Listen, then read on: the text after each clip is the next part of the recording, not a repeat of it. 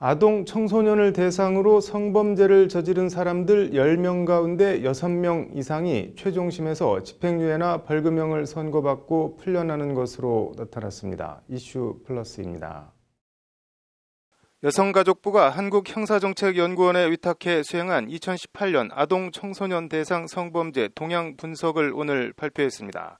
발표에 따르면 일단 2018년도 아동 청소년 성범죄자 수는 3,219명으로 지난해 3,195명보다 24명 늘었습니다. 성범죄 유형별로는 강제추행 51.6%로 전체의 절반 정도를 차지했고 강간도 20.9%나 됐습니다. 그 뒤로는 성매수 8.3%, 성매매 알선 4.5%, 카메라 이용 촬영 등 범죄 4.3% 순이었습니다. 전체 피해자 수는 3,859명으로 여자 아동 청소년이 3,646명, 94.5%를 차지한 가운데 남자 아동 청소년도 200명, 5.2%로 지난해 136명보다 늘어났습니다. 피해 아동 청소년의 평균 연령은 14.2세로 나타났습니다. 이 가운데 16세 이상 피해자가 44.1%로 조사됐고 13세에서 15세가 30.3%, 13세 미만도 25.6%나 됐습니다. 아동 청소년 성범죄 피해자 4명 가운데 1명은 13살도 안 된 어린 아이란 얘기입니다. 아동 청소년 가해 성범죄자의 연령을 보면 평균 연령은 36.6세로 20대가 23.0%로 가장 많았고 30대 18.1%, 40대 17.5% 등이었습니다. 특히 가해자가 같은 10대인 경우도 18%로 나타났습니다.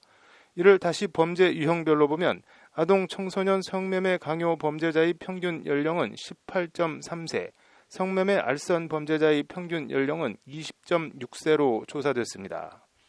가출 청소년 등을 상대로 또래 집단이나 아는 언니, 오빠들에 의해 아동 청소년에 대해 성매매 강요나 알선이 이루어지고 있음을 추론할 수 있는 대목입니다. 관련해서 성매수 알선 혐의는 열의 9건 이상이 메신저 쪽지창이나 SNS, 앱 등 온라인을 매개로 이루어지고 있는 것으로 나타나 이에 대한 대책 마련이 시급해 보입니다. 강제추행 가해자의 평균 나이는 42.9세, 유사 강간은 36.9세로 성매매 강요나 알선에 비해 상대적으로 높았습니다.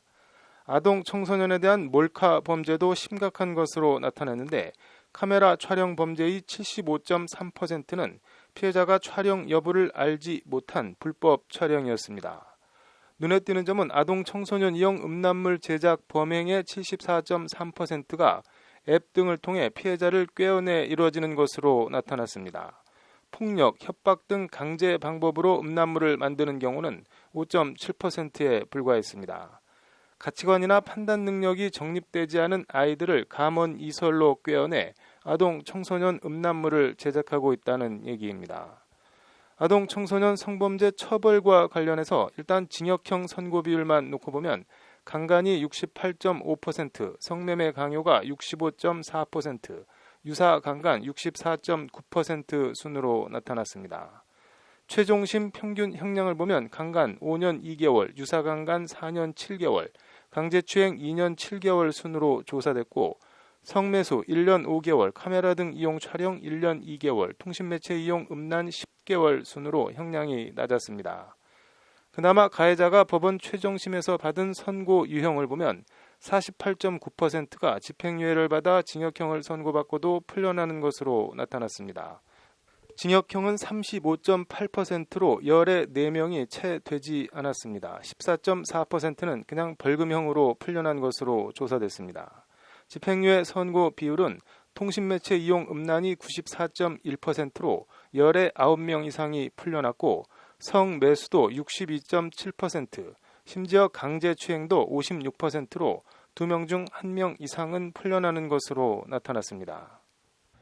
이런저런 범죄에 대해 처벌이 능사는 아니다는 편이지만 아동 청소년 성범죄는 기본적으로 무관용 원칙과 원 스트라이크 아웃을 적용해 할 엄두를 내지 못하게 하는 게 맞지 않나 싶습니다. 여가부가 한국형사정책연구원에 위탁해 분석을 했으니 온라인을 통한 성매수 등 손쉽게 아동 청소년을 성적 소비와 착취의 대상으로 삼을 수 있는 구조를 차단할 수 있는 실효적인 대책 마련도 꼭 함께 제시하길 기대합니다. 이슈 플러스였습니다.